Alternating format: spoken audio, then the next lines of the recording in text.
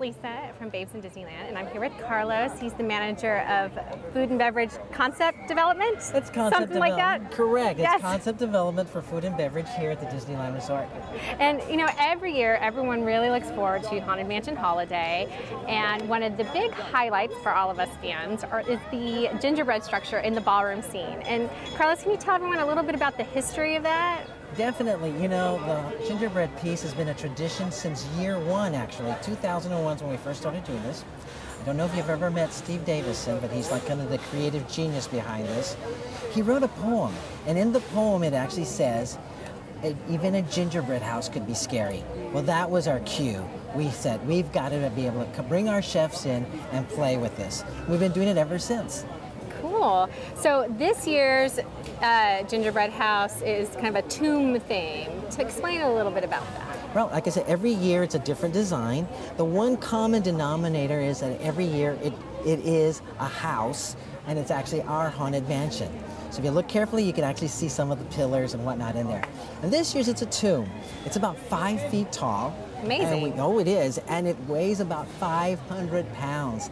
500 pounds of gingerbread in there. Wow. There's about 50 pounds of fondant, and we have about 30 pounds of chocolate. And here's a secret. We use chocolate to actually glue everything together. So how long does it take to build?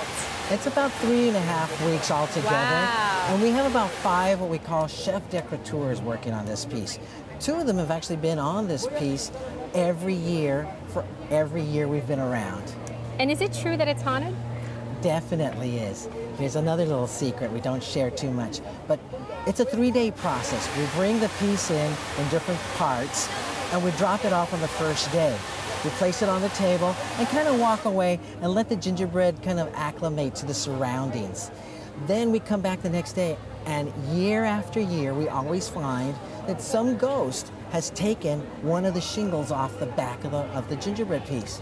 It's a surprise. Last year we made it a little bit challenging because it was a 3-dimensional piece. It was our scary-go-round. Right. The ghost had a hard time finding a back piece to rip off, so what we did was we actually brought a plate of extra shingles just in case, and we're very lucky they found that instead.